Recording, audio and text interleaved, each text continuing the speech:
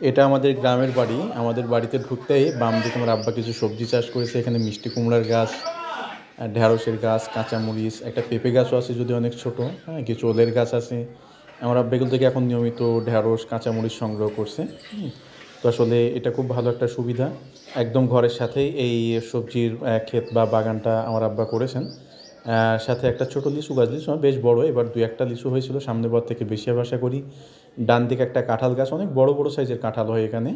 এরপরে কিছু কলা গাছ আছে, পুঁইয়ের বাঁধ আছে, পুঁই শাক আছে, নিচে আরও কিছু অন্যান্য শাক আছে। তো এখান থেকে আমরা যখন বাড়ির ভিতরে ঢুকি, ঢুকেই একদম ঘরের সামনে একটা বড় আম গাছ আছে। এই আম গাছটার নাম হচ্ছে মল্লিকা। আমটা খুবই টেস্টি, আমের যেমন ফ্লেভার তেমন স্বাদ। তবে কাঁচা অবস্থায় এই আমটা খাওয়ার একেবারে অযোগ্য।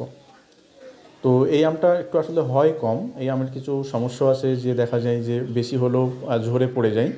তবে যা থাকে সেগুলো আমাদের জন্য এনাফ। এই আমটা আসলে খুবই টেস্টি, খুবই টেস্টি। তো এটা আসলে একবার যে খায় তার স্বাদ ভুলতে পারে না। আম গাছের পাশে একটা পেয়ারা গাছ আছে। এই পেয়ারা গাছটা যদি আমি যখন গেছিলাম কোরবানি দিতে, তখন পেয়ারাগুলো খাওয়ার উপযোগী হয়নি, এতদিন হয়তো হয়ে গেছে। এখানেও গাছে অনেক পেয়ারা ধরেছে। আসলে গ্রামের বাড়ি একটা সুবিধা, কোনো কিছুই কেনা লাগে না, এটা আমাদের বাড়ি। এখানে আমরা গেলে থাকি, এই ঘরে আমার আব্বা থাকে। আর দেখেন ঘরের সামনে কিছু কাঁঠাল আছে, এগুলো আমি আসার সময় নিয়ে আসছিলাম। আর মল্লিকা গাছ পার হয়ে আমাদের উঠানে আরেকটা গাছ আছে, এটা নাম হচ্ছে ফজলি আম। এই আমটা প্রচুর হয়, সাইজ অনেক বড় হয়। এবার আমি নিয়ে আসছিলাম, এই সর্বোচ্চ যে বড় আমটা পেয়েছিলাম সেটার ওজন ছিল 850 গ্রাম। তো একটা আমি প্রায় 850 গ্রাম ওজন ছিল।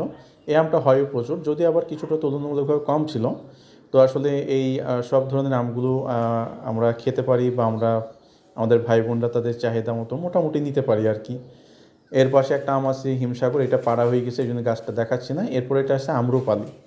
বিশ্বাস করেন, এটা দেশীয় জাতের আম্রপালি এত মিষ্টি, আর এর একটা আলাদা এক্সট্রা ফ্লেভার আছে, যেটার জন্য খেতে আরও বেশি মন চায়। এই আমটা হয়ও প্রচুর, প্রত্যেকবারই হয়। কোনো গাছে আম পর্যাপ্ত না হলে এটাতে পর্যাপ্ত পরিমাণে হয়। এবং এই আমটা দেখেছেন এখন থোকায় থোকায় ধরে, এক এক সাথে 3টা 4টা 5টা করে ধরে। সিঙ্গেল আম খুব কমই থাকে। নিচের দিকে কিছু সিঙ্গেল দেখা যায়, এগুলো আসলে একেবারে হাতের নাগালে, তো দেখা যায় বাচ্চারা দুষ্টুমি করে পেড়ে টেড়ে নিয়ে যায়। তো এই দেখা যায়, দেখতে আমটা এখন থোকায় থোকায় ধরেছে। তো এই আমটা আসলে সবসময় খুব বেশি হয়ে থাকে আম বাগানের নিচে বা এর ভিতরে, যেটা ওলের বাগান আছে, এতে সবজি হিসাবে এটা আমরা শীতকালে পেয়ে থাকি বা খেয়ে থাকি। যেটা আমাদের আসলে কী বলবো, গ্রাম বাংলার একটা ঐতিহ্যবাহী সবজি বলা যায়।